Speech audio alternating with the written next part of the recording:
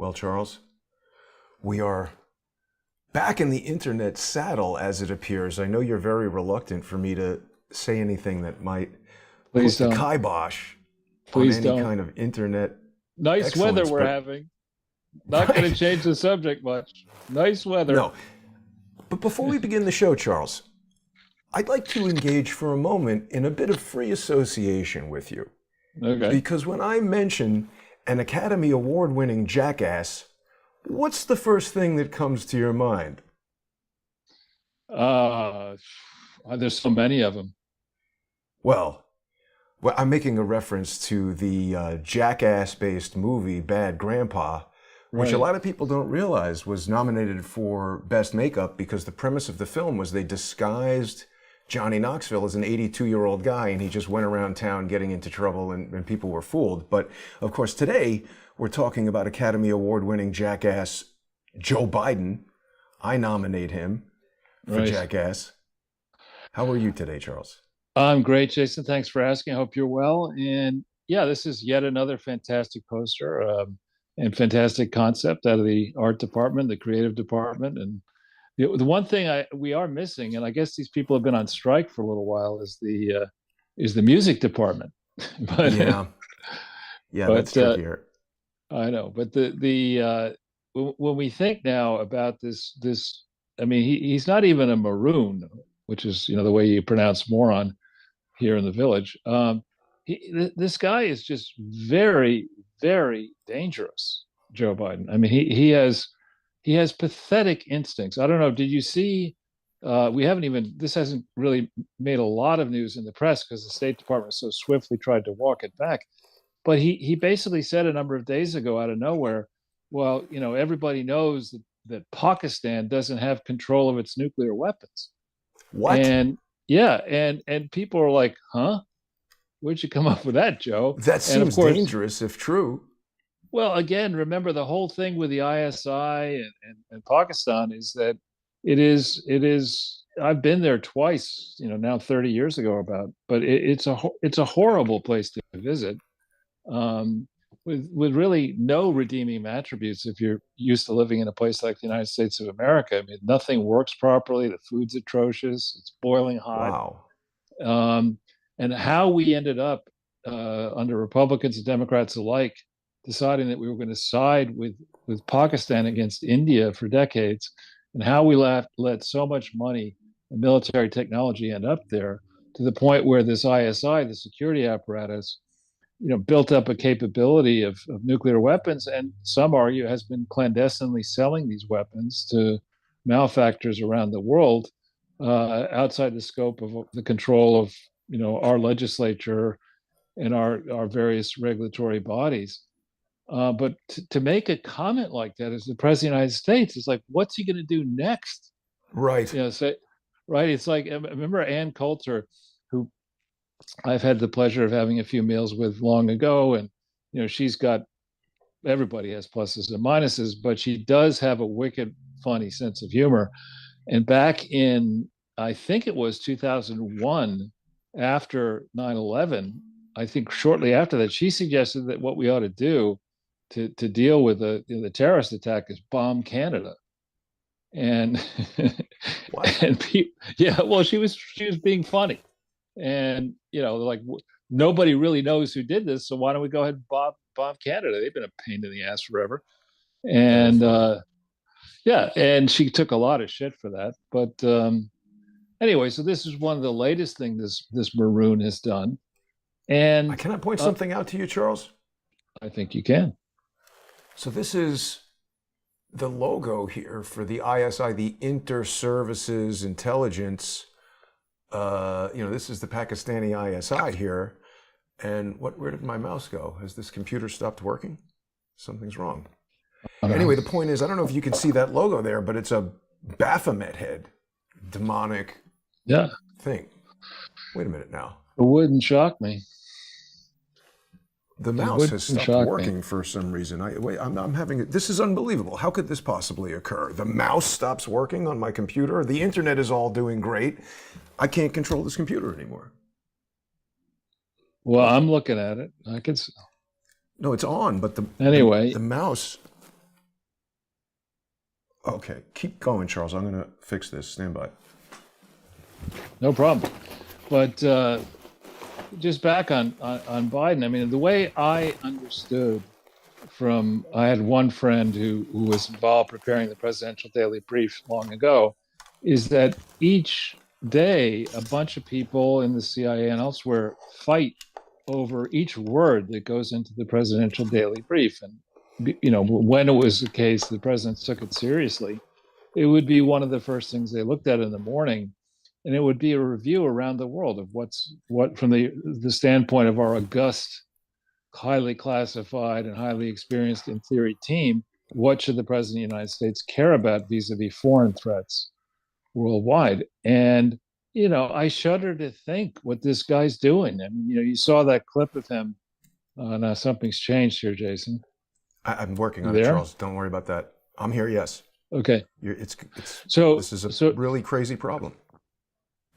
no problem. So anyway, I just wanted to make sure you're still there. So the Pakistani comment is crazy, and then recently I hadn't appreciated the context in which our the bite me made the comments about the state of the economy. He was pictured, and why he is so addicted at age virtually 80 to ice cream. And that's the kind of stuff that I thought people got addicted to when they were 2, 3, until teenage years when they couldn't have it because of acne and stuff. I mean, I just don't get how the president of the United States would allow himself to be in a press conference answering questions about the economy in the lackadaisical, nonsensical way in which he answered the question, "Are you concerned? Is it a problem for the United States that we have such a strong dollar?" And he's like, takes a huge gob of ice cream down his throat, looks up and says, "Well, not for us. It's pretty good for the dollar. Not good for other people." I mean, and the ice cream cone. I mean, you're taught, I think, to eat in moderation, and the ice cream cone the guy has is like a gigantic thing of Belgian waffle mix with scoop after scoop of ice cream on it, and he's snarfing this shit down as the economy blows up, as the world's about to blow up. I mean, it's the last thing the serious person would want to be pictured doing. And I think I'll snarf another Belgian ice cream. And I don't have I can't afford the refrigerators that Paulie P got Nancy Pelosi with all her expensive ice cream. So I'll just settle for a gigantic amount of ice cream, vanilla ice cream or whatever he was having on the Belgian waffle cone. I mean, it's really, this guy is pathetic. And his judgment, there is no judgment at Joe Biden. He can't tell the difference between 0 and 1, Yeah, and let it's. alone a complex set of issues. I totally agree, Charles. So Yeah. it looks like I should be able to get us back to where we need to be here in a moment. But yeah, Joe Biden is eating quite a bit of ice cream all the time, and Yeah, this is. it's one thing. I mean, various people tell the story, when a little kid is young, and my father was telling a story about how, to me, a number of weeks or months ago, about how when he was young, he had a pet. I forget if it was I think it was a chicken. For some reason, he had a Chicken. pet. Yeah, a pet white chicken. I think it was. I may have that wrong. It might have been a white rabbit, but I think it was a chicken. And came a point where it didn't make sense to have this chicken around the house in Spokane, Washington. And so the agreement was that they would take the chicken and they would bring it to a chicken farm. And if my dad wanted to visit, he could go, see his chicken at the chicken farm. And there were like tens of thousands of white chickens at the chicken farm, and and your There it is. parents. Yeah, there we go. And the grandparents are talking to my dad, and my dad says, "Is that my chicken? Is that Polly or whatever the chicken's name was over there?" "Oh yes, son, that's the chicken." I mean, that's a white lie, and you can understand when the government tells you a white lie. Like, say, take for example, communist China.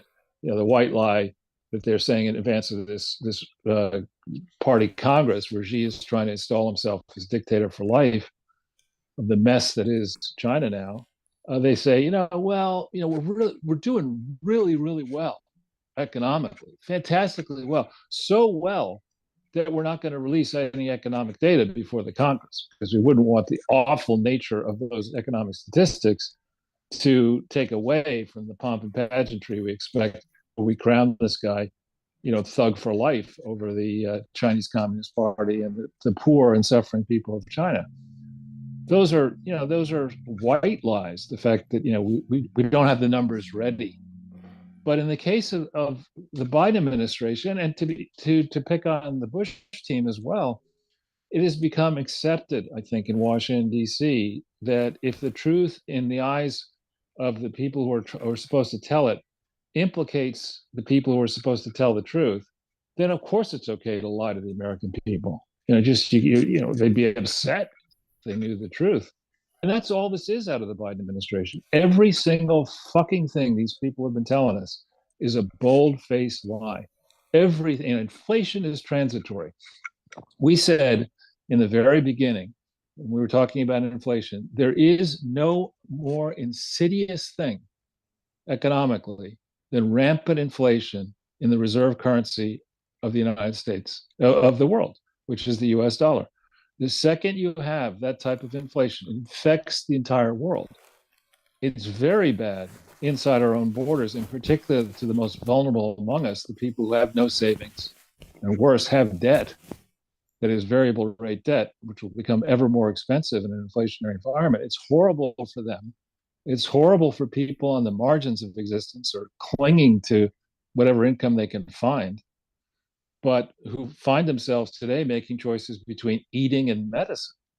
If you're old, to cavalierly say, as that idiot Janet Smellin Yellen and others, Jay Powell, my friend or acquaintance, I should say, and others on the bandwagon 12 months ago, inflation's transitory. It's transitory. What the fuck does that mean? Inflation is roaring at a level currently probably as bad, if not worse, than the levels experienced in 79 to 81. And we're only calling it 8.3, 8.7% inflation because those figures are cooked. Those official government figures are cooked. Go to the supermarket.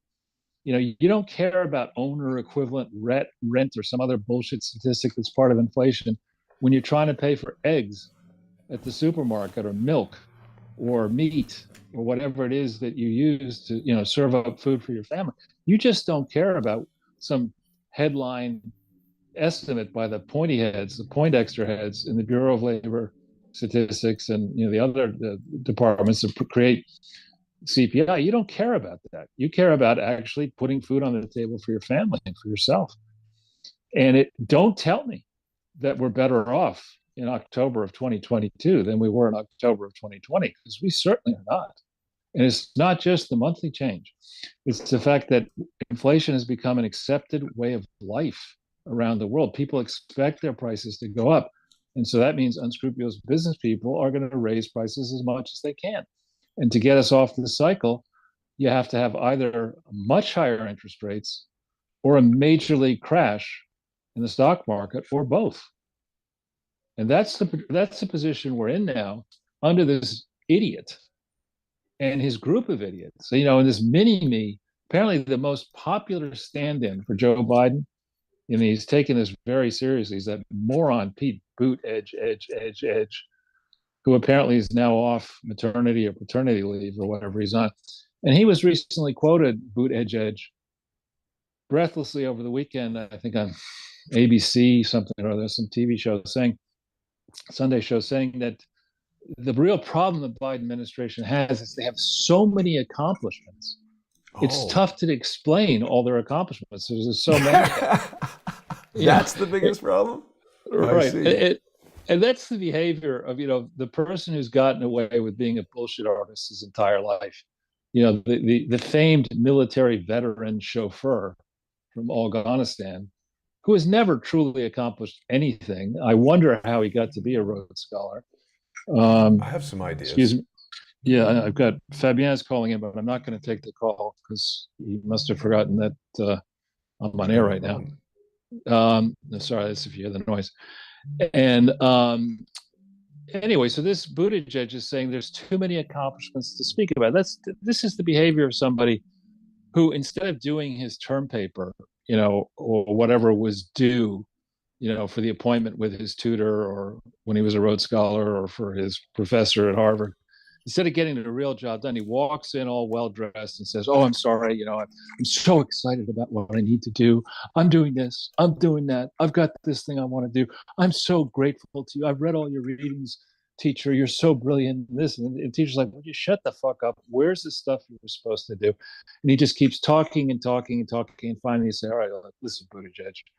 I'm not going to give you the F you deserve. I'm not going to give you an incomplete. You got 1 week to finish the fucking term paper and get it in my door by 5 p.m. next week, or you do get an F." I mean, he's been getting away with this kind of behavior his whole life.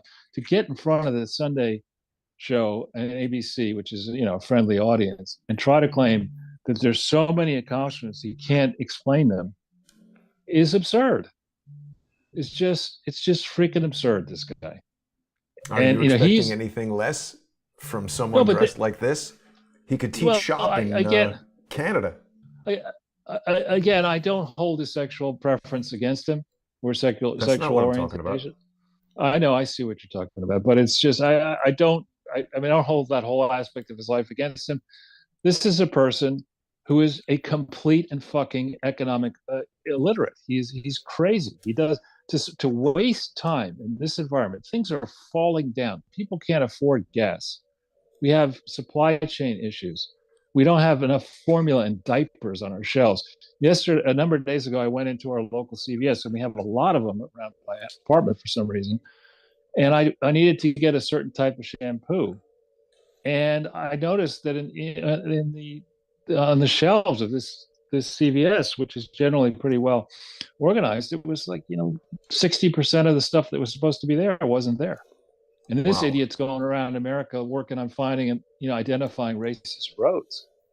I mean, to a person, this is the most undistinguished, incompetent set of bounders we've ever had in high positions of authority. I mean, at least under George W. Bush, idiotic as he is and was, there were some people who understood how the economy works, and some people who understand how things are supposed to work generally. This moron, Biden has put together. Did you see the thing about some guy in the ICE who is supposed to be working on sealing our borders and making sure that criminals don't come across the borders? This guy has been distinguishing himself by falling asleep in meetings and not attending. No, one of his subordinates in whatever department it is that's supposed to do this. I mean, person from Latrine, whatever her name is, Jean-Pierre. I mean, she has figured out that nobody in the mainstream press is going to do to her what they did. And I'm not saying you should do it the way they did it to Trump. When the mainstream press disagreed with Donald Trump, they just nailed, they interrupted him, they talked over him. They yelled at him. They would, as a pack, they would shout at him, person after person. Latrine gets up there and says, "Oh, no, inflation's under control. The economy's strong, and this and that." And there's nobody in the audience. The same people who were yelling at Trump were like, "Oh, okay, I guess she is the first lesbian press secretary, and she's a person of color. Oh, okay, if she says that's the way it is, I guess that's the way." I mean, it's disgusting what this mainstream press is doing, and what they're, but instead of standing up and sounding the alarm, the way, for example, Tucker Carlson has been sounding the alarm of late. For people who don't watch Tucker, I find that every day I watch the first 15 to 30 minutes of the show, because that tends to be analysis of what's going on and wrong under the Biden administration, and then he'll go on these tangents on stuff that doesn't really interest me. So I typically, depending on the day of the week, I will switch to something as silly as The Voice or some other show. But Charles, Tucker has, While you're talking about Tucker, look at what's come up. This is something you and I have been discussing, and this is today, isn't it? Is today the 22nd? No, wait a minute. This is 2020. Oh, wow.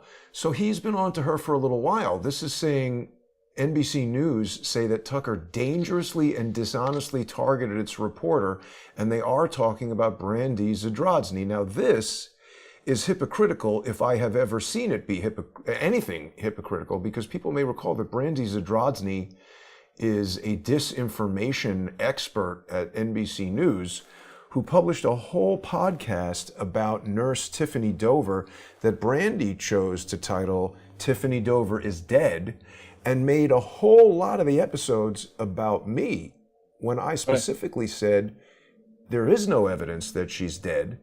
And they said that I'm a conspiracy theorist and used the entire power of NBC News to come against me. But when the shoe is on the other foot, all this Brandy Zadrozny can do is complain and cry. Pretty telling, Charles. What's the date of that? I can't read it. This is October 22nd, 2020. So almost right 2 years before ago. the election. Well, wait a minute. This is right before the election. This is just as they're suppressing the Hunter Biden laptop story. And Right. this is more about the degree to which, and Tucker's talking about it now, the degree to which the mainstream press has just given up. It's just propaganda bullshit. They've accepted the idea that Democrats and for that matter, never Trump Republicans should be getting away with the kind of lies they've been getting away with on subjects that are not small. I mean, I go back, for example, to the situation at Benghazi. You bring Benghazi up today, 10 years later, 10 years and a month later, and people are going to say, oh my God, would you stop with that? I mean, we've been over and over. What difference now does it make? No, it makes a tremendous amount of difference. The number one national policy expert underneath this moron, Joe Toilet Biden, is Susan Rice, the person who got out in front of 5 talk shows on a Sunday after September 11th, 2012, and lied her ass off. She lied about it being a reaction to a stupid video. That was not true. She has never told the whole truth about what happened at Benghazi, and she must know. Hillary must know. Barack Obama must know what truly was going on there. And this is the same team of Democrats who bloviated forever about the Reagan administration getting involved in that Iran-Contra deal over in retrospect, a trivial amount of money compared to the money involved at Benghazi, and violating the will of Congress. That was so important that you had to convict Cap Weinberger and a whole bunch of other people, and get exercise debate, H.W. Bush pardoning them. But it's okay to do whatever we were doing at Benghazi and lie to people about whatever we were doing at Benghazi, because if we knew the truth prior to November 2012, Barack Obama would not have been reelected. So the double standard here, I think, is a standard that, on the one hand, I remember growing up, the theory was that if you're I don't know, responsible people who are thinking about important things, you don't waste your time on politics. Everybody understands that politics is a dirty business. Most politicians are dirty. Fortunately, back then in the 60s, the government was small as a percentage of the total economic activity. So you have a whole bunch of crooked people in government. It's not as bad as it is today, when by far the biggest driver of economic activity in the world is our corrupt federal government, by far. When you count not what it spends alone, but what it's borrowing and the commitments that it makes, the multi-year commitments that it makes, on a basis where it really doesn't have the wealth to support those commitments, without eventually going after not simply the richest among us, but everybody, by permitting inflation, encouraging inflation to reduce the real cost of the debt, and eventually raising tax rates on everybody. So it's just eventually, pretty soon, meaning. Right. So, jumping around here, I don't know how much we can talk about this without getting dinged, which you have here. We're just reporting that the Moderna CEO had said this. I thought you wanted to cover this, which is why I brought it up. No, I'm happy to cover it. He says, so this is not us saying this. This is Stefan Bancel saying he thinks it's going to be like the flu if you're a 25-year-old. Ooh, why would he say you do not need an annual booster if he's the guy from Moderna? Because he's probably sold all the ones that need to be sold. But anyway, right. I think, this this kind of thing, forget the merits of the argument for a second. The big negative development in early 2020, as far as I'm concerned, is the idea that a health decision is one that should be made by pundits and conflicted bureaucrats and explained to the world on TV in a one size fits all solution, where we learn on social media or television that everybody should do this, and worse, if you don't do this, then you should be canceled, you're a pariah. Going from, and I don't have any truck with doctors, any special love of doctors. In fact, I don't like the medical profession that much because I think it's often very badly wrong based on my personal experience. But all that being said, I think, when you have medical issues, I don't think you want to speak to Dr. Oz, or some idiot who's doing television commercials for New York State saying, I had my 3-year-old get vaccinated. You should too. I mean, I don't really care what some political hack or bureaucrat, even with an MD, has to say. I care about what my own doctor, or if it's somebody else, and I know their doctor, has to say about what's best for this individual potential patient based on the medical history of the person in question. The medical histories vary. So it seems to me forgetting all the debates that get you canceled, the big thing that went wrong with this whole experiment was say, oh, no, forget what your own doctor says. Your own doctor may be wrong. Brandy Zadrosny and the talking heads on MSNBC and CNN, we know best what's for you. That needs to be repudiated. There's no shortage of footage that's been shown by Tucker and others of Brandy Zadrosny engaging in interviews where, she's basically doing exactly what you are describing, talking about how anybody questioning the mainstream narrative is dangerous and spreading disinformation and, needs to be shut down and is a problem according to her.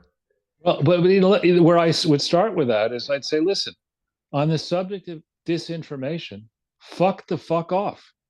There is no such thing, right? There's information which you need to decide, you, the viewer or listener, you need to decide whether it's true or false. We don't need some referee telling us whose information is approved by this idiot Brandy Zadrosny or anybody else. All information is relevant. You need to decide whether you think the information is true or false. You need to use what remains of your own brain cells to reach that conclusion. And you don't need any help from some political hack whose biases are not known, whose training is suspiciously dubious, and whose own views in hindsight have been proven absolutely to be wrong. So there's no need for a disinformation bureau or person or service of any type. And if we're in the United States right now with a bloated government that should be put on a slim, fast diet or just a straightforward diet, the first thing I'd cut out is the disinformation spending. No need for any of that.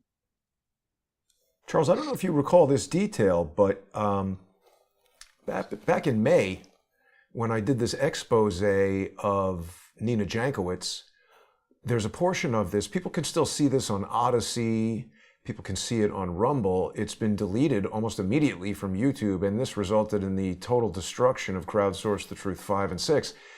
I called her, I believe at home, on her cell phone, whatever it was, and asked her some questions and asked her if Brandy Zadrosny had mentioned me to her, and she spoke about Brandy and definitely knows Brandy. She said, Brandy hasn't mentioned me, but maybe Ben did. So there's no doubt that Brandy Zadrosny and the executive director of the Department of Homeland Security Disinformation Governance Board were in direct communication. So what does that mean in terms of NBC News carrying out the orders, the goals, the whatever of the United States government? We've heard a million times these things are private companies that can do whatever they want, but not when they're acting as the foot soldiers of the Department of Homeland Security and assailing U.S. citizens who are exercising the First Amendment. Well, we saw the same thing with the FBI. This whole idea in the Peter Smith saga that various members of the press corps in Washington D.C. would be having meetings with the FBI information person, at Starbucks or elsewhere, and chit chatting about things that might be interesting and coordinating, who needs to be investigated based on what stories are written by the people who are writing stories that help the FBI investigate you. I mean, this is a nefarious intersection. And again, I even if our government were close to perfect, even if it was earning on average an 85% grade out of 100 scale, even then I would not say, hey, wait a minute.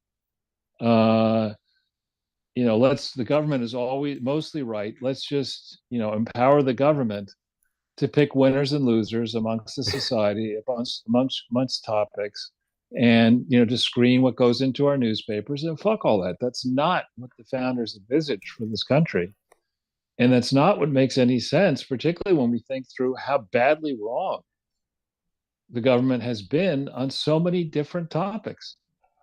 I mean, today I was just noticing, I Google myself just to see, in quotes, just to see if there are stories that I disagree with that have my name on them. And there is one today by somebody called, I think, Peter Grant. Never heard of Peter Grant. And it's a long story about Roger Stone. And it goes on and on and on about the history of Roger Stone's involvement with Guccifer and other things. Is that the one today? I think so. Yeah. October 18th, it says. Yeah, and it goes on and on and on about it. Describes me as an anti-Clinton person, and it disparages Stone in part for saying that actually the Podesta WikiLeaks did not have anything negative about the Clinton Foundation. And What? I tweeted, yeah, I know, I tweeted out, I said, listen, first of all, I'm anti-fraud, and for that reason, there you go. There's my mention to me, and what I said was, and look at that picture of me, in his story, he never approached me, this guy. And I don't know if this guy is just a blogger or if he's credentialed or whatever. Well, this is Medium, so well, he's just publishing it himself. I understand, but I don't know who this person is. It's a common name. And so, but it's not that controversial for Julian Assange in 2016 was not unknown. WikiLeaks has never successfully been attacked for producing inaccurate information, unlike Brandy Zadrozny or the FBI or a whole bunch of people in various, be it the Bush administration, weapons of mass destruction, or every moment of the diabolically insidious Biden administration. So here I notice that Assange has said, "Look, I've got information that will put Hillary Clinton in prison." And I suggest to two folks that neither of whom is still at Fox, I say, in an email, you ought to get Fox London to get to Assange. Why is that controversial? That's kind of what you do, I thought, in the news business. Guy based in London says he has information that will put Hillary Clinton in jail prior to the November 2016 election. Strikes me that's a reasonable thing to look into. Right. That our voters might care about that. Kind of like in 2020, the Hunter Biden laptop story, which is now actually under Grassley has now morphed into the place where you and I have been talking for a while. This isn't about Hunter Biden and going into Hillary Clinton. This isn't just about Hillary Clinton. This is about foreign actors who have figured out that our politicians are stupid and many of them corrupt when it comes to selling out. The bribes they charge and the bribes they receive are a fraction of the value of the potential information or lead or action as it may affect foreign governments and foreign businesses. And that's the big story with the Clinton Foundation. It's and the Clintons. It's not simply that it's absolute rampant ongoing fraud.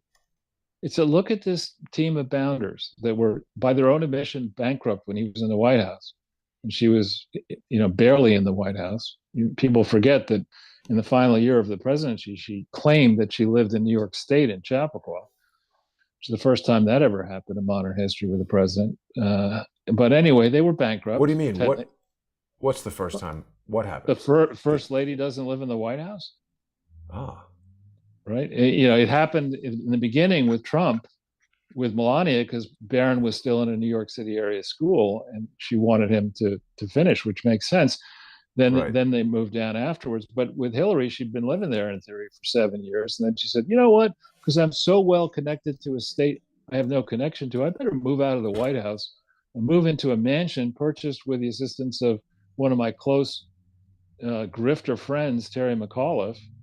Because no bank would legitimately lend them the money back then. They were technically bankrupt.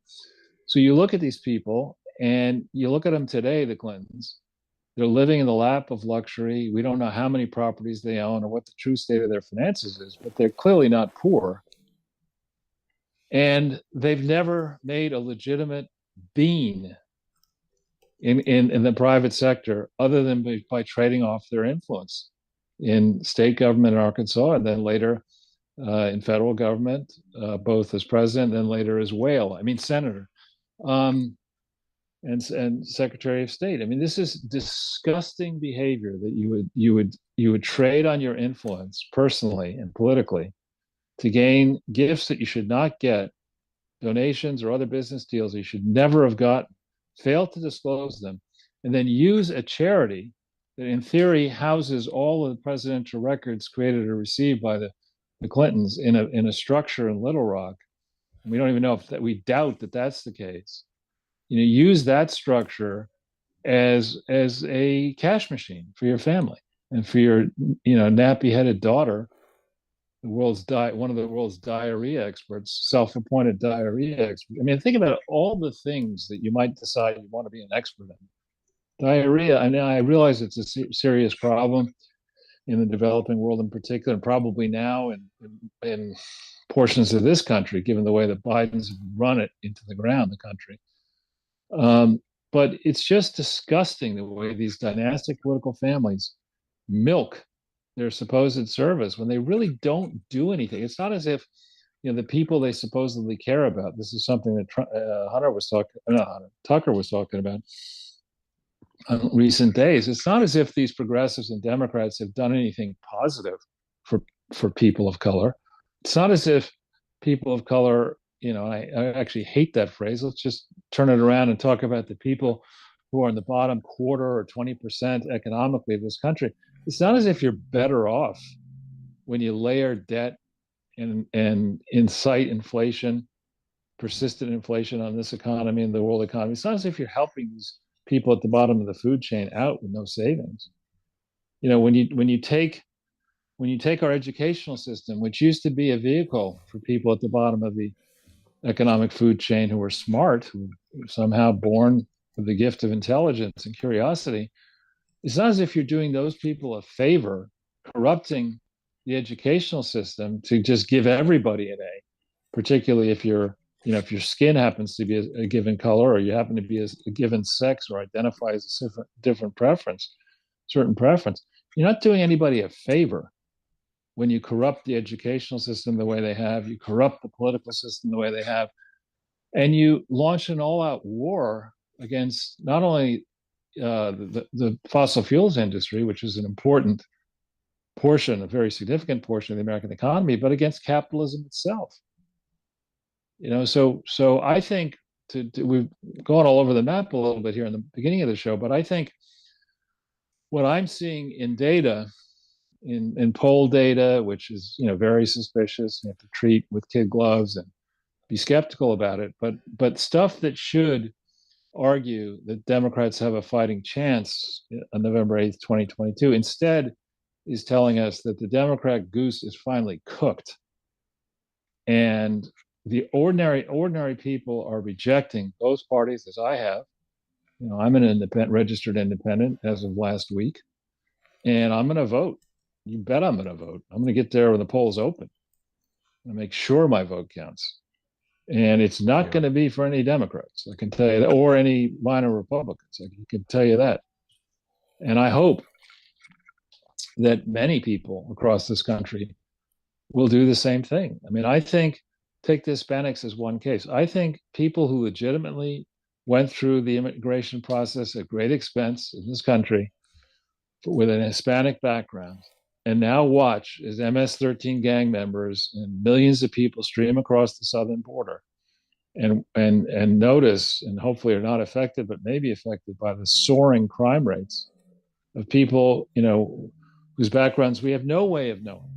I mean, people attack this Kerry Lake in Arizona as being a potential demagogue. That's rich coming from the Democrats, from Jim Clyburn, from Benny Thompson and the Jets. Benny Thompson being the January 6th person, or that Yeah. blowhard Liz Cheney. You're going to attack Kerry Lake, at least came out of the private sector and made some money, and it could think on her feet and understands logic and presentation, for saying that we don't understand who came across our southern border. You were just on the southern border. You've seen it, right? Well, yeah, and I was going to say, well, I wasn't on the border per se, but I was visiting with Bob Bishop and George Rodriguez, and we went to a migrant resource center over the course of 2 days, and these gentlemen have been documenting it for more than 3 months. And it's quite clear to see the deterioration of the situation during the time that they've been covering this event.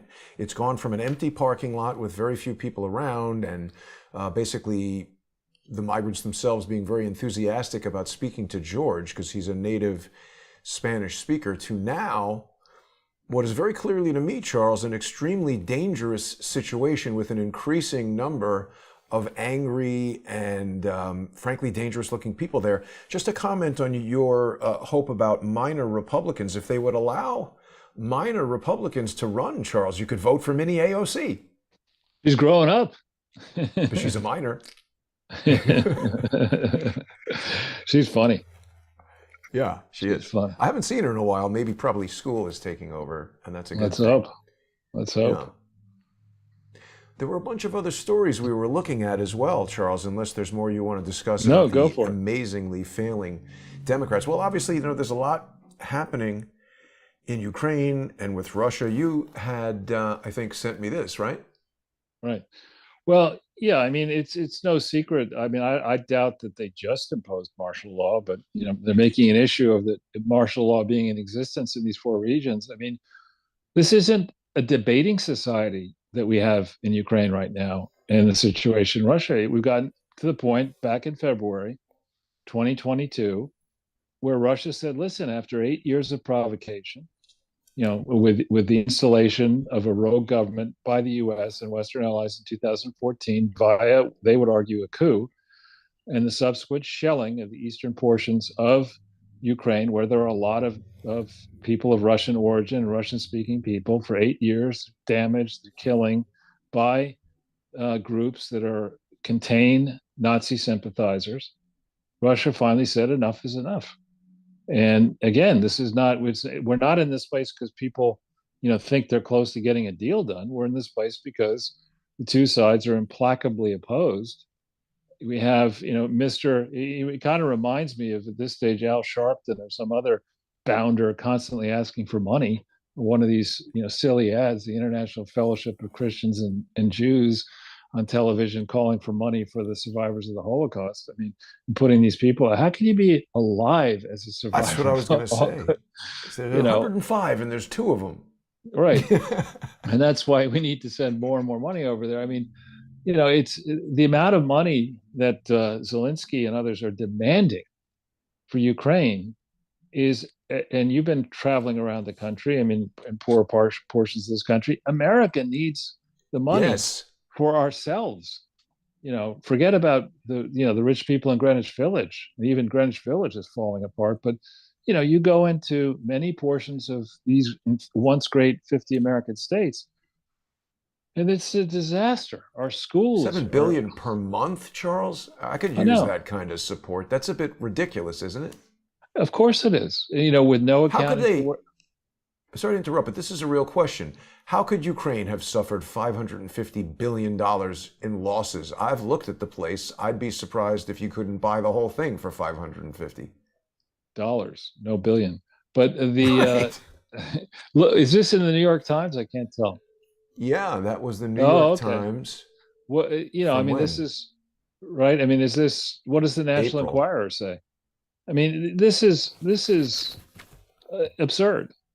And shame on the people.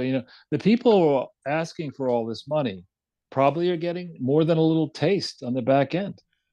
The Mhm. money goes towards Ukraine, but where does it really go? It goes to the arms sale, the arms industry. It goes to maybe leaky, porous charities. It goes who knows where. And again, we just on a dime, we turned around and sent all this money to Ukraine.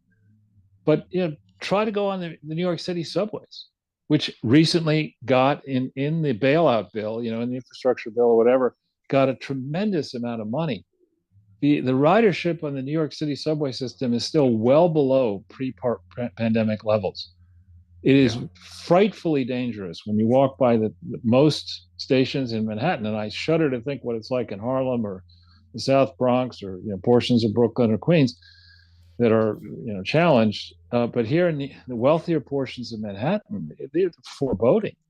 You take your life in your hands just going down the first set of stairs, not to mention going through the turnstile where you're probably going to be assaulted asking for money to go through there. And then you go in, and in these stations like West 4th Street near my house, they're multi-level stations, and you go down, and there are bums everywhere, filth everywhere, and this moron who's our mayor has now decided he's going to kill rats. I Well, in the mean, good grammar department, he announces he gonna kill rats. yeah. Everybody knows I hate them rats.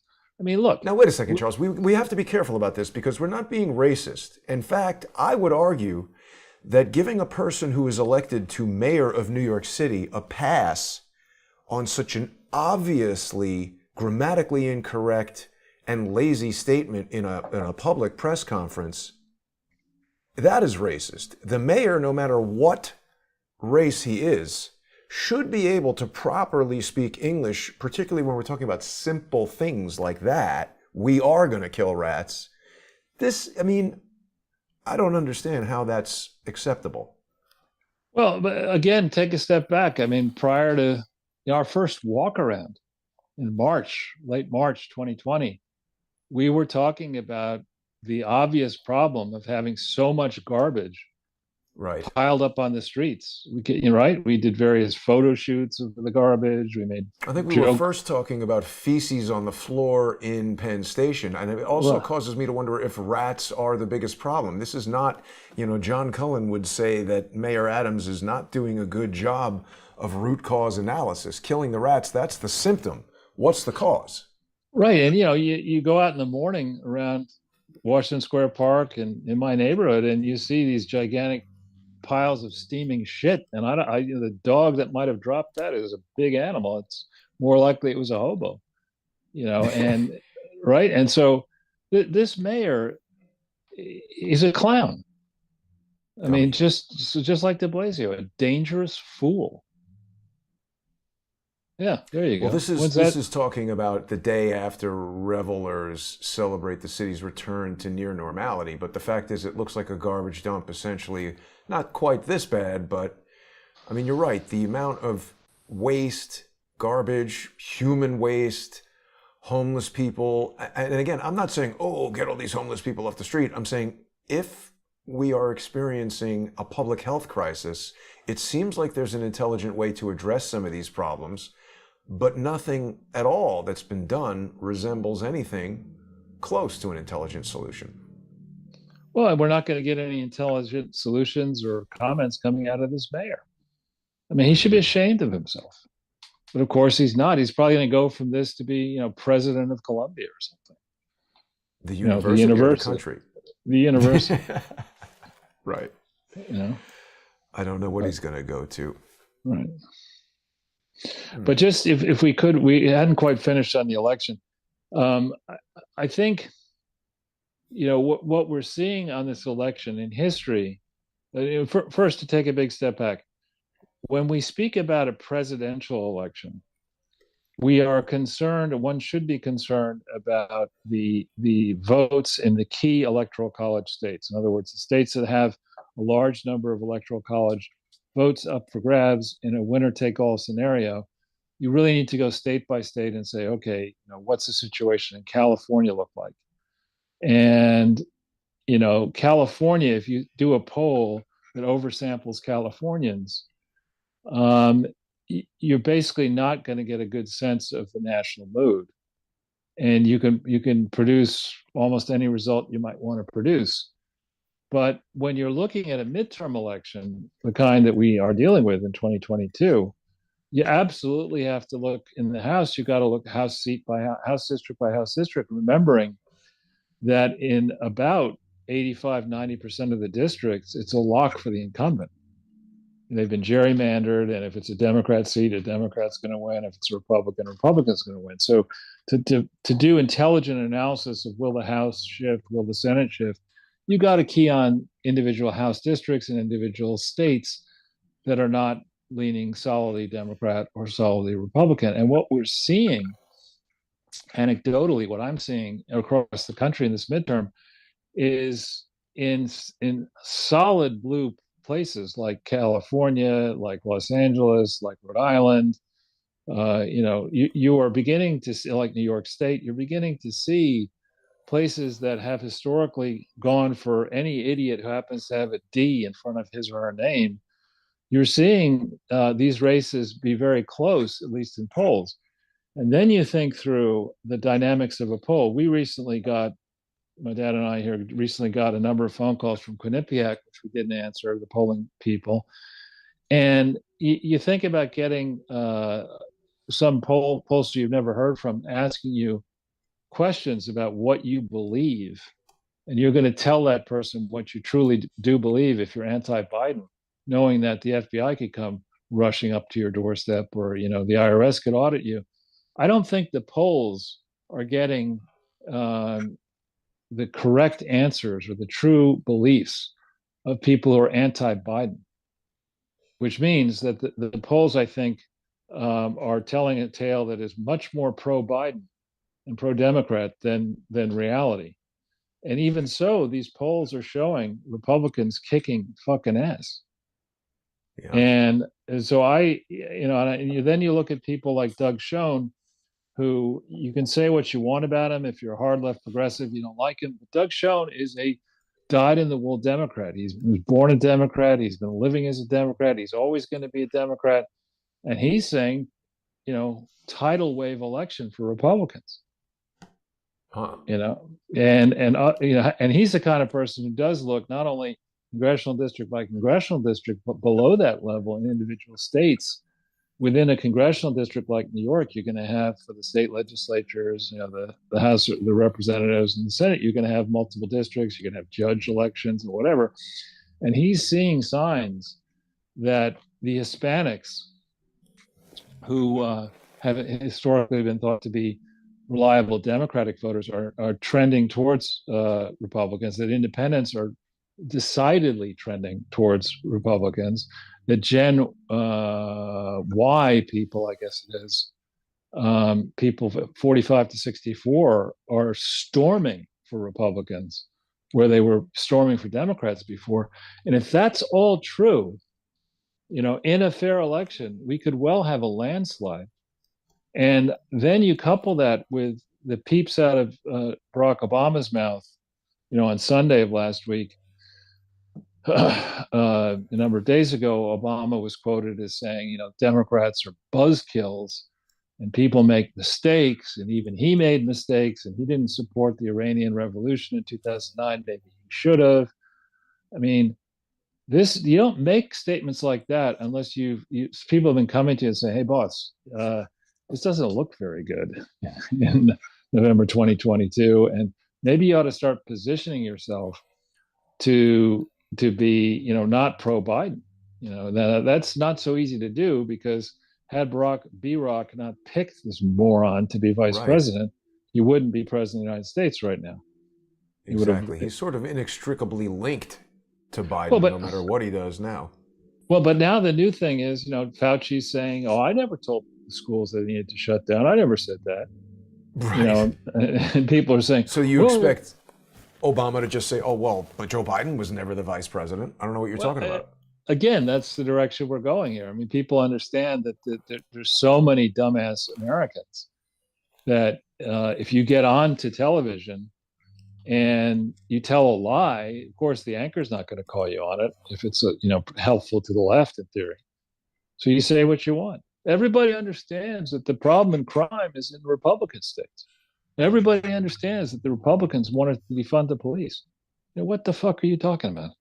It's always an excellent question, and usually there is no answer. And that's really, I mean, there ought to be a great, new talk show on mainstream cable. What the fuck are you talking about? Where you have, where you bring people in and you have a Republican and you have a Democrat, maybe you need an independent as well. So you don't know who the host, or if it's a tag team of hosts and hostesses or whatever, who they're going to skewer. But somebody's getting skewered. So in other words, if we created this show, Charles, right, we could say, good evening, everyone. Tonight we welcome Dr. Anthony Fauci and Robert Kennedy Jr. Dr. Fauci, what the fuck are you talking about? No, you let them you let each of them give their piece. You let each of them go for like 2 minutes, 5 minutes, give your opening. Then you let the other person talk for 5 minutes. And you and I look at each other. We decide who gets the what the fuck are you talking about question. And then we don't just let them, pound them, with an opening question. We have like 40 follow-ups ready. But you said this on this date, and you said this on that date, and you said this on that date. And you get into a place where their faces are turning red, and hopefully they rush out of the room crying. But that would be quite a show. Just quickly speaking about Fauci and Robert Kennedy, I don't know if you know this, Charles, but a movie has now been made. A new documentary has been made based on Robert Kennedy Jr.'s book, The Real Anthony Fauci. I haven't had a chance to see the movie yet, but I did listen to that. There it is. I did listen to that entire book, and it was excellent. I believe you can watch it for free if you sign in here. And, basically explains how basically Robert Kennedy Jr.'s information about Fauci. I got to be careful what I say, because anything anti-Fauci, you are attacking science, Charles. Yeah, right. Right. But so anyway, I do think this election is shaping up to be quite something. Now, who knows? We could have it's only 3 weeks away, or less than 3 weeks away. Until the election day, we could have something intervene between now and then to shift focus away. Let's hope not. Let's hope not. But we could have something like that happen. Other things being equal, they have not yet played, the Dems have not yet played an October surprise that's going to bite. People are already voting, around the country. So that October surprise is not going to impact people who've already voted. And I think I have a piece that has gone into American Thinker. We'll see if it gets published on the election. But I believe it's going to be a rout not for never Trumpers and for liars, other liars in the Democratic Party. Now, Charles, extremely impressive legal scholar, attorney, law professor Jonathan Turley is just published on his blog, and people can also get it on Zero Hedge, talking about, Joe Biden and the midterms here, basically pledging to codify Roe v. Wade. For people who are interested in the detailed legal analysis of what the pros and cons of such a thing might be, Professor Turley is a good resource as far as I'm concerned. What do you think about this whole codifying Roe v. Wade, Charles? Well, again, the Supreme Court has spoken. We can say we don't appreciate the Supreme Court, but the tradition in the United States is the Supreme Court is the last word. Right. Now, there have been bad Supreme Court decisions, Dred Scott and others, that maybe over time get re-examined, and maybe the Supreme Court will change its mind. But for the moment, the law of the land is the Dobbs decision. And if Knucklehead, he doesn't, I mean, at this point, you listen to this guy, it's like listening to the guy I call Jesus Christ in Washington Square Park, who's walking around with his shirt off in cold weather and jumping into the fountain and picking fights with people and getting arrested, with a long beard and long hair, and he's virtually foaming at the mouth. I mean, the question ought to be, as the Supreme Court now likes to do, and as the intelligentsia amongst the legal scholars likes to do is they say, all right, let's look at, quote, the civilized world and what the civilized world standard is for abortion. And, I think that's probably relevant to look at, but I think um, we in the United States may have a different view of the so-called civilized world. I mean, I think about Europe. That's a majority of this, a large percentage of the so-called civilized world is in places like Belgium, and other places that I'm not sure, or they're barely clinging on to civilization, let alone thinking about the disastrous wreck that is France and Germany now, and the United Kingdom. But a way of analyzing this abortion issue is, okay, what's the limit on abortion in other countries around Europe? And in many of these countries, and Biden lied about this in his first press conference on the subject, many of these countries have a strict prohibition on abortions after about 15 weeks. And in this country, we're up at 20 weeks, which is longer than the civilized world. And now we have Biden and others, the attorney general, I think the governor of Virginia, will give birth to the child, and then we'll sit down with the mother and have a conversation, and then we'll kill the baby.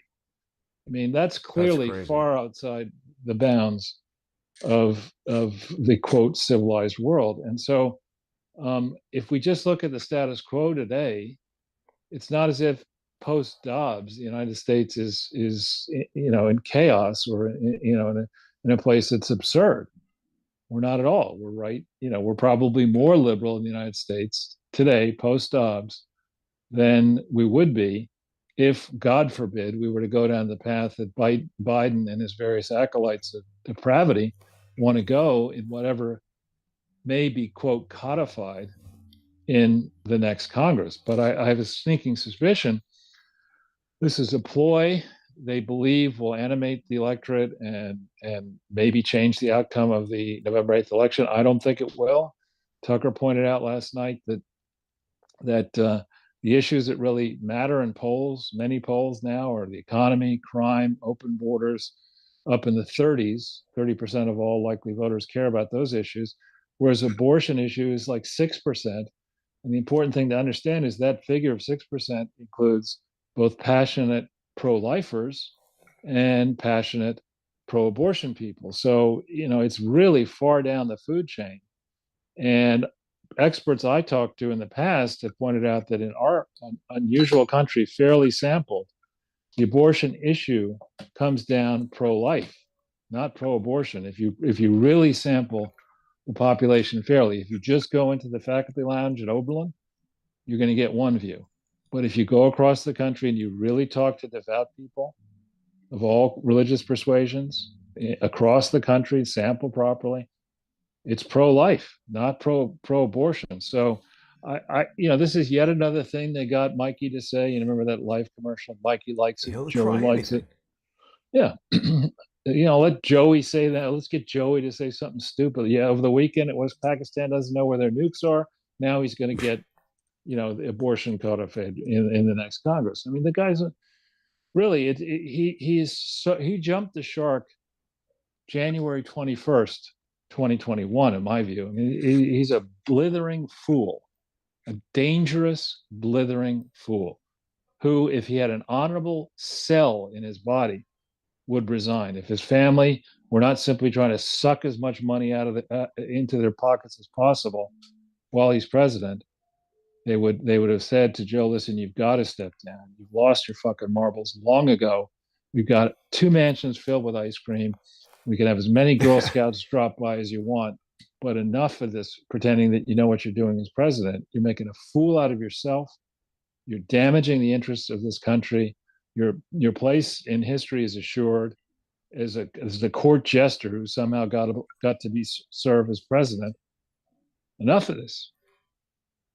And I hope, I honestly hope that we have a blowout election anti-Biden, and that the next day he's forced to say, you know what, I'm not running, and more to the point, in a week I'm going to step down. He won't do that. They put him in place, Charles, to make sure that this long-term plan, in my opinion, in Ukraine would be covered over and taken care of. Because certainly, if Donald Trump had won the election, we would have seen a much different outcome in Ukraine, in as much as there probably would have been more pressure on Zelensky's government to participate in some sort of investigation into allegations of criminal activity by U.S. citizens, including Hunter Biden over there. And I think it was extremely important to a large number of extremely powerful people that that never happened. Well, I think Zelensky's been part of the problem, going way back. I mean, going to Zelensky and say, why don't you investigate what the Biden family's doing? Is like saying, why don't you investigate Zelensky? I mean, that was Right. never going to That happen. would have come along with the Right. Biden investigation. Right. That would never have happened. And again, every country is slightly different, and there are portions of this country that are hopelessly corrupt, including New York City, where I live. We're going to So I'm kill not. rats, Charles. Don't worry about it. Well, New York City has a budget of $100 billion a year. Think about that. It's quite a bit. Well, what do you get for that? As far as I Rats. could tell, nothing. Police who won't work. Right. Homeless people Mayor all who over the can't speak. place. Right. We're a sanctuary. We're, in quotes, a sanctuary city that is becoming more dangerous than Afghanistan. So it's And I not love a sanctuary for people who live there. It's a sanctuary for criminals. Well, I love to compare and contrast the crime statistics for war zones with the crime statistics in Manhattan, in New York City. Well, I'm the sure murder well, no, rates and stuff, of course. violent crime, robbery, rape, murder. How bad is it here per capita compared to war zones? And I bet you it's pretty bad. And it's not as if I don't think Afghanistan spends $100 billion a year. Right. And there are many No, more probably people not in even. well, there are many more people in Afghanistan than there are in New York City. Now, So Charles, here's another terrible economic indicator, because I would think if Jeff Bezos is saying batten down the hatches, that is because of some sort of indicator, the slowdown of sales at Amazon. And that is a pretty realistic indicator of the general health of consumer spending, I would think, given the massive monopoly. I mean, he's also comments that he makes would be informed by the performance of Whole Foods, a huge, supermarket retail chain. Kind of something to pay attention to when somebody like this says batten down the hatches, isn't it? yeah, again, marketing experts have long ago told me, don't assume that you should model the behavior in America off your personal experience. But that said, I can definitely say that as I have aged, I have changed my spending behavior a lot. I mean, when you're married and you have young children and you think about, what, I better expand my house or get a new house and fix it up, and you make investments that you hope to amortize over a 20, 30-year period, and you hope you're going to sell your house for more than you paid for it and stuff. So you take risks in your 20s and 30s that you're not going to take Yeah. in the 50s, 60s, and afterwards. And you begin to say, do I really need 14 suits? Maybe I can get by with two. That kind of stuff. Do I really need to go out to eat as much? And you adjust your spending downwards. And I think you're seeing that across this country by, not because by choice, but by necessity. You're clearly seeing, after a little, ripple of activity, positive activity for a while of stores opening. Now I'm seeing those same stores shut. For Going example, out of business, right? well, one you would know well, University Place, a TD Bank, which is not exactly, suffering. A big branch went in there on like 11th Street or something, and on University Place, it's gone, Wow. in and out. And Wow. why would TD Bank need to shut? I mean, it's pretty That prosperous. is quite Yeah, and surprising. you're seeing a lot of that now. And I recently went up Madison Avenue in a taxi, and I noticed just store after store continues to be shut on one of the most Yeah. important shopping streets left in Manhattan. The super high end of boutiques. So I think Bezos and many others are Huh. are are looking at the obvious. There it is. Yeah, that's It's not out. university. Is that It is, University Place? Really? isn't it? No. Yeah, it is. Here's the tavern. It's Oh University yeah. at Okay. 11th. There you So go. this is that new building that used to be Japonica, right? Or no, it's not. I think it's twisted around. This the one I remember is on the, yeah, there it is on the corner. You see it? Yeah, it's out. Yeah. Oh, look, you But, can even see the TD Bank sticker on this window and then paper on the other side. So yeah, it was there. right. It's got Gonzo. Yeah, and Wow. this is expensive real estate in here. We used to be Huh. anyway. Right. Not anymore. Not anymore. Yeah. That was a priceless Steinway, Charles. Not not anymore. Yeah. Now, I'm sure you have seen this here on Rantingly, or actually, I guess they got it from Daily Caller, but the ice cream man is getting ready to take another vacation. He's been, eating ice cream and saying stupid crap for like a week. He's getting worn down, Charles. Well, and separately, Bernie Sanders is going on a 19 state, barnstorming tour to try to move his candidates along. I wonder how many. I wonder how many swing districts he's going to hit. I mean, if you go to Montpelier, Vermont, I'm sure he'll get a big crowd of people who are like, "Yeah, Bernie, you're great. We're going to do another ice cream flavor for you. Maybe Joe will eat it." But I mean, Bernie Sanders, are you kidding me? At this stage, the I mean, it's guy. like when you go to some secondary city and they're like, Kenny Loggins tonight. It's like, who cares? No, This was it's good in like that. 1980. I think the better analogy, and I know you like analogies, but the better analogy is the Friends episode where Jerry gets a personal trainer who's, was it A Lloyd Seinfeld Bridges? episode? Yeah, yeah. Lloyd Jerry gets a personal trainer and throws the trainer's back out. You know, and it's Oh one no, of the no. bridge. He's the toughest guy, is what it is, and he'd take any challenge, and he challenges the guy to lift something, and it puts him in the hospital. So then Seinfeld goes to visit him in the hospital because everybody says you shouldn't have done that, and then the father walks in, and he's like, "I bet you couldn't lift that TV," and the father takes the challenge, and then they're both in the hospital. Right, that's Bernie Sanders. I mean, he's the grandfather. I mean, come Right. on. I mean, nobody. This guy, Bernie Sanders, is the epitome or the nadir of what Barack Obama was going. He's Mr. Buzzkill. He's angry about everything, right? That's his whole shtick. He's not, have you ever seen Bernie Sanders smile about anything? Be glad about anything? It's always this, but we're going to take this away, and this is horrible, and you're bad, and everything's bad. Capitalism sucks. Give me another house. Oh wait, how many do I need? But Yeah. if that's the best you could do, it's like that Monty Python sketch. Bring out your dead. And the guy's like, "I'm not dead yet." Right. So Exactly. doesn't matter. Saving time. Right. Uh, Now, if you're ready to move on to something else, I am. Charles, there's a lot happening with Elon Musk. And surprisingly, they did not. I was trying to find information about what's going on with this Court of Chancery thing that was supposed to begin October 19th. But I don't know. Have you heard anything about that? They're talking more about Starlink and Elon Musk's incredibly poor decision to help Ukraine and take a side in a conflict by providing that technology. And now he's in yet another mess where first he said, "Hey, nobody's paying for this." Then the Pentagon said, "Okay, we'll pay for it." And then he demurred and said, "Never mind." He's up to some weird stuff, isn't he?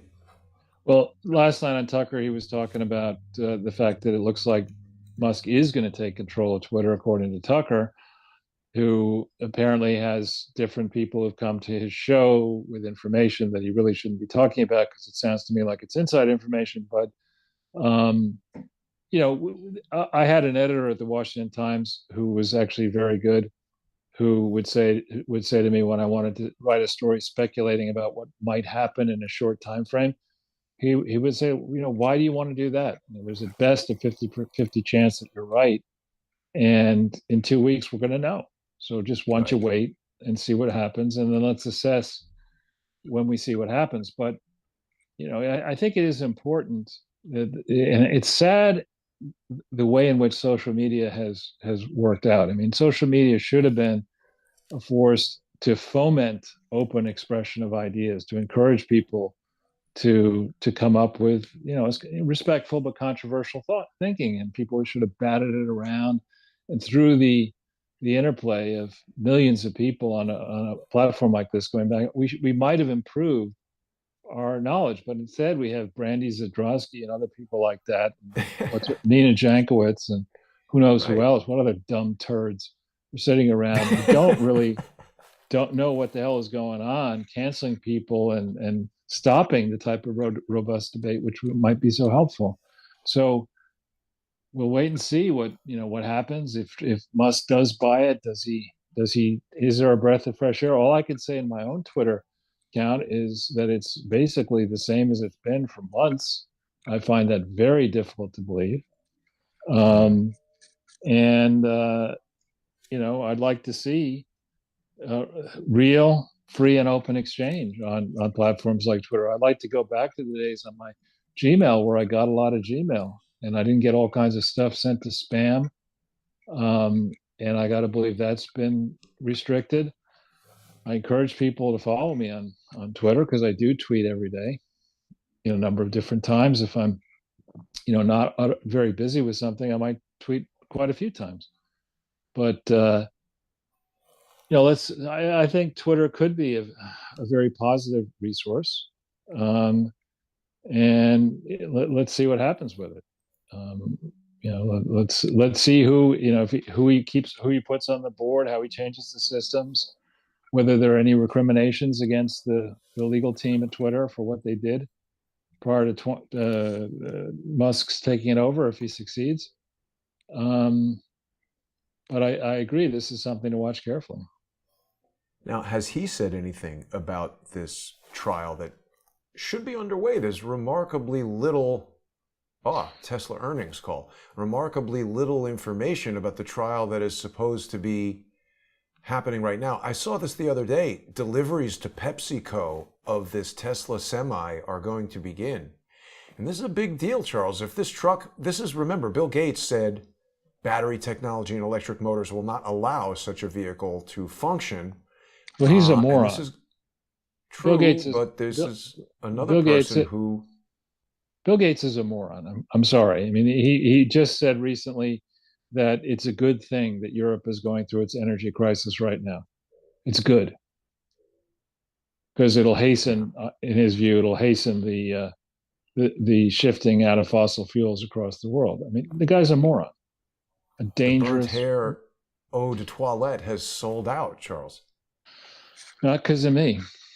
This is the Boring Company. I mean, they're always, the last product that they released that I'm aware of was a flamethrower. So there's a theme here. But I don't know if you've smelt burnt hair, but it really That's does the not joke. smell good. Yeah, I it think does that's, not smell good. Elon Musk is a very unconventional guy, whatever people think of him, and he's got a sense of humor. But nobody's talking about this Court of Chancery trial. Musk has been given until October 28th to perfect the deal, I believe. Oh, I don't think people saw that burnt hair thing. As you would say, to perfect the deal. I wonder if he will dress as Parag Agrawal for Halloween this year. That would be amusing. That's a good And I costume suggestion. wonder what Parag Agrawal will probably take his cash and go set up some venture capital fund or charity or both.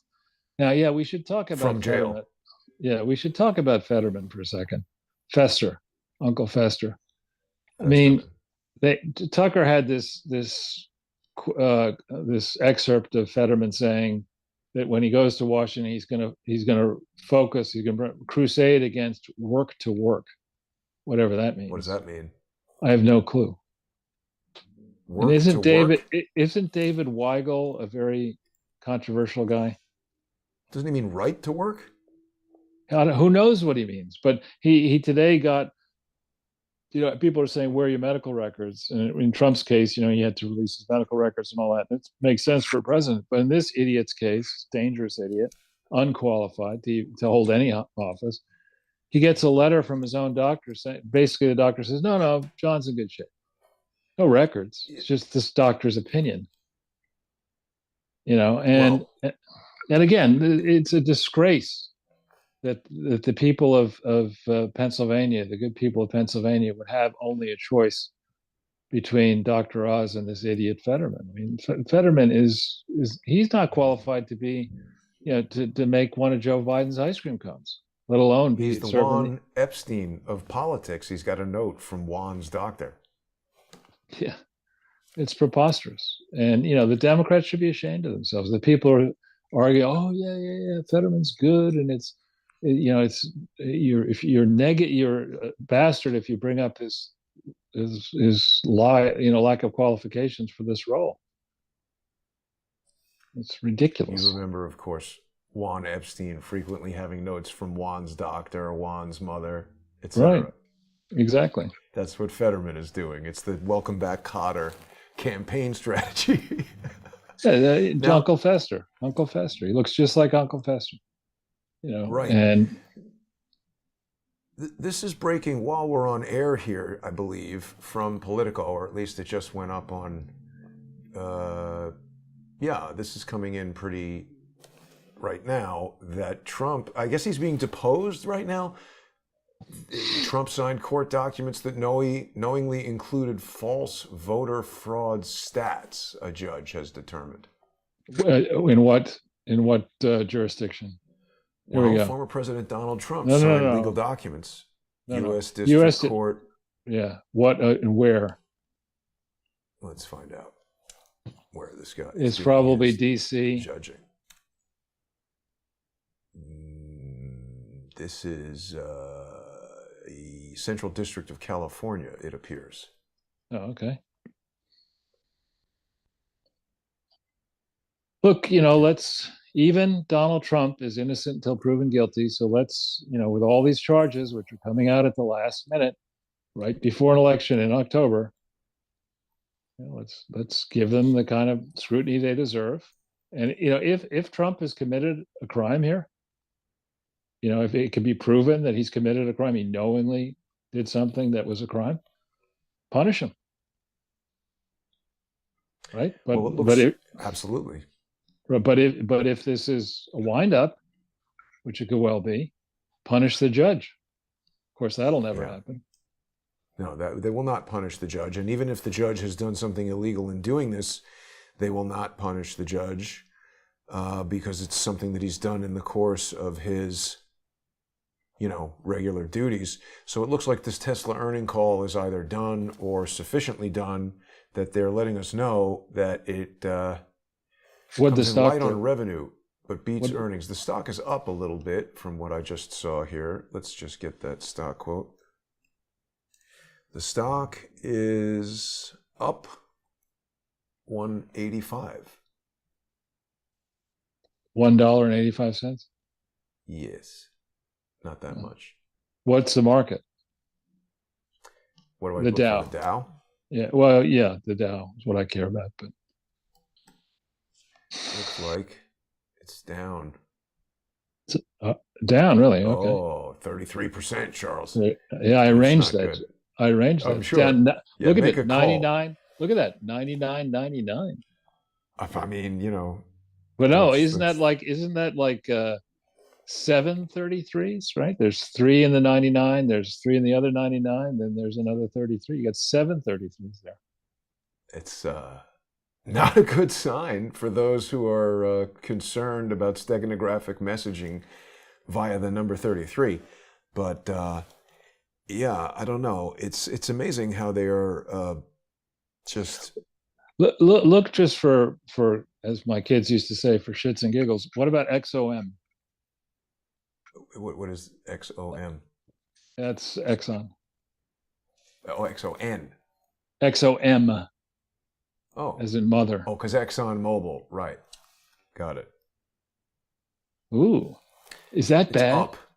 Is that bad, Jason? Well, I mean, greenies would say it's bad. I personally, Charles, you and I have been having a lot of... Exxon shareholders would say it's good. Right. You and I have been having a lot of offline discussions about the various gasoline problems I've had driving around. California, the cheapest gas I was able to find was like I think I paid $6.59.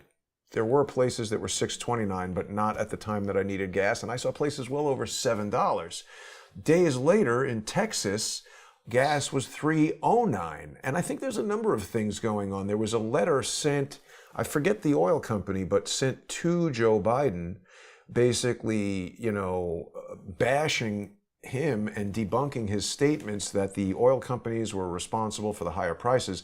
And this letter pointed out other things that Joe Biden has done that we haven't heard that much about, that were putting restrictions on refineries and making it very difficult, I guess, to refine oil into gasoline. And depending on what those restrictions are in California versus Texas, it's almost twice the price for gasoline in California. As a matter of fact, it is. I paid $3.09 yesterday. Well, that's in part because there's one federal gas tax, right? And then there are local, state and local taxes on gasoline. They vary enormously. As a guess, Texas being a huge oil producing state, right, probably has lower state and local taxes. For example, Texas has no state income tax. And I think they have a lot of refineries here too. Whereas California has, very high income taxes. So, I mean, what passes for, I think it's pronounced analysis, not analysis, out of the mouths of these idiots in Washington, D.C. it's just that. It's, ordinarily comes out of the backside of a human being. I mean, it's just shit. They are not thinking clearly. This idea from Gates and others that renewables can replace anything material by way of energy output in any, quote, civilized country anytime soon is just rubbish. I had a conversation with a very intelligent guy who happened to be standing next to me pumping gas in Los Angeles, who told me that the price is going up for a number of different reasons. This is an article from February 2020. I don't know if you know this, Charles, but I did notice it when I lived in Los Angeles and found it incredibly weird. There are oil derricks just integrated. Here's a house, and there's an oil derrick there. Absolutely. I don't imagine it would be great to live near one, but it seems, according to this guy, that under Gavin Newsom, they have eliminated all of this oil pumping in Los Angeles, and that is also, wow, look at that. Yeah, that doesn't look so good. But this gives us a little bit of insight into why Los Angeles developed into such a car culture. Holy crap. Well, in supposedly related news, do you see the story about Harvey Weinstein and Gavin Newsom's wife? No. So Harvey Weinstein apparently had a, quote, consensual affair. The wife may have claimed that Weinstein raped her. But then Newsom, I didn't realize he had an affair with a married coworker when he was whatever he was in government.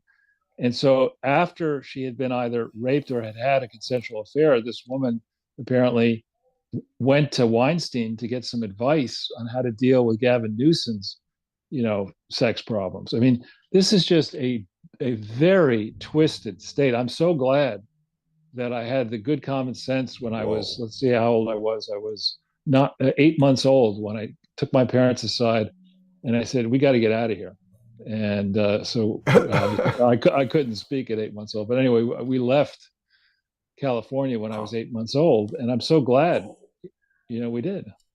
Now, wait a minute, Charles. Look at this. This says filmmaker Jennifer Sibel Newsom. And I mean, this is, of course, my subjective opinion. But to me, this looks like a beautiful woman. And why would this person be interested in the disgusting Harvey Weinstein? For his mind. He's a great creative genius. And certainly, this is a hypothetical question, but if a particular person were married to anyone who had sex with Harvey Weinstein, I don't imagine you want that in the newspaper. The cootie count would be very high. This whole story is just disgraceful, but not surprising. And Newsom thinks he's going to be president of the United States. I mean, he's like Avenatti. Maybe Newsom Avenatti. That's a ticket that has a ring to it. Would they make Harvey Weinstein the first lady? I'm not a biologist. I wouldn't know. He might be the first lady by the time he gets out of prison. Unbelievable. Yeah. Well, Charles, we've been going for about 90 minutes here, and there's, of course, a ton of other stuff to discuss. Is there anything else on your mind? Should we? I think we should probably, wind the broadcast up for this lovely day and wish our viewers a great hump day. Mm-hmm.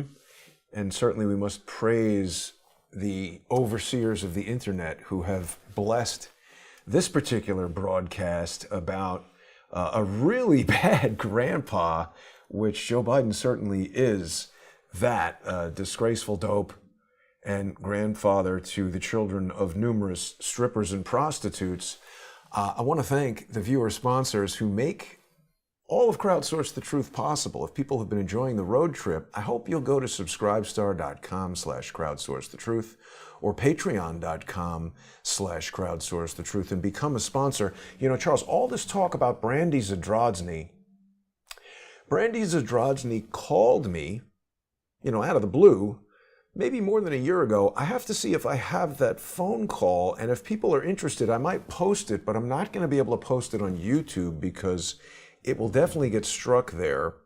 But people will be able to see it on Subscribestar and Patreon, and I want to thank everybody who has sponsored the show, and I wouldn't be here without you all, and I wouldn't be here without you, Charles. Thank you for your ongoing participation, and I hope everybody will have a great day.